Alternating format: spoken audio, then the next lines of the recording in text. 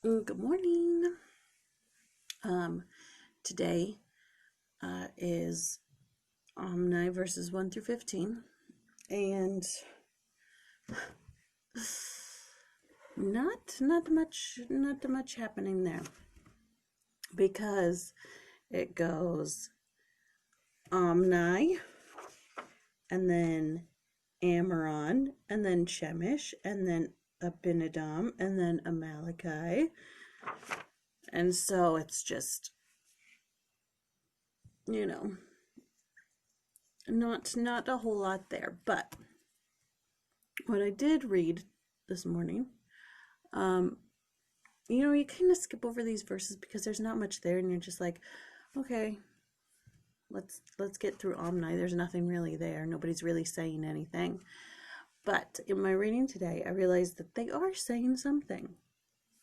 So in my Ludlow book, it's talking about why were there 5 writers in the book of Omni. Technically, what is it? The first 4 books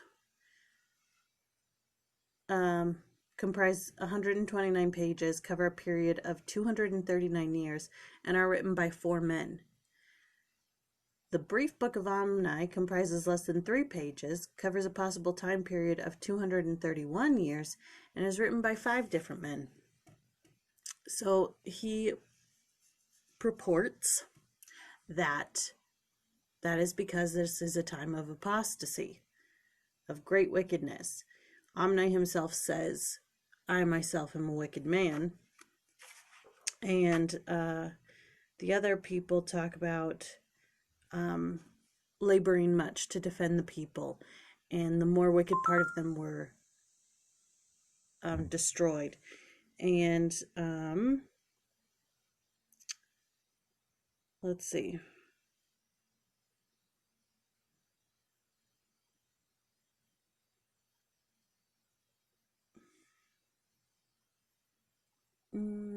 Yeah.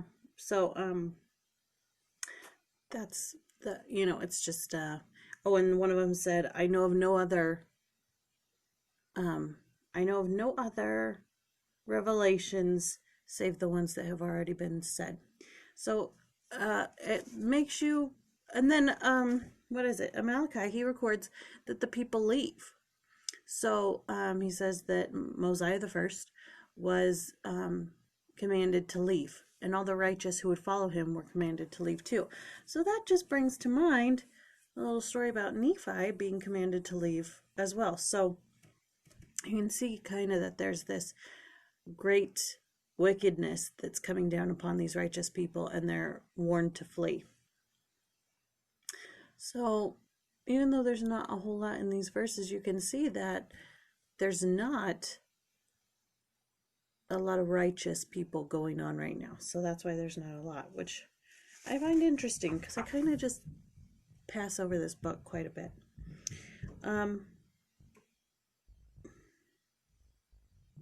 then we get to Mosiah the first leaves, and they find the people of Zarahemla, and they bring the breastplates, and the people, the Mulekites, are very happy to see them and to see that they have the scriptures.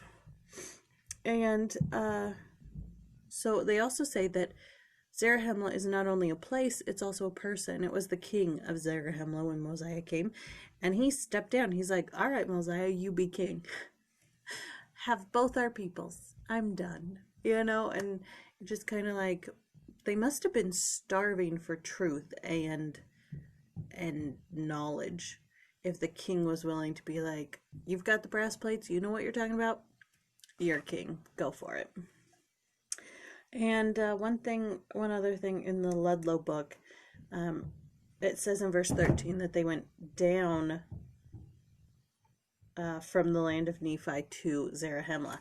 And he's saying that when we talk about directions, when we go north, that's up, and when we go south, that's down. But they didn't have what we consider north, south, east, and west. Basically, when they say we went down to Zarahemla, they're talking about elevation. And so the land of Nephi was higher than the land of Zarahemla. And they're talking about the river Sidon. I think. Anyways, they were at the head and then they went down to the body. Anyways, I found that interesting as well. But other than that, not too much. So that's all I got for today. Just some little facts. And I get to go to work today. I'm so excited. I'm sick of quarantine. I am bored out of my gourd. But as Wendy says, only boring people get bored. So I'm excited to go to work today. And maybe the sun will shine today. That doesn't help with the quarantine. Anyways, talk to y'all later.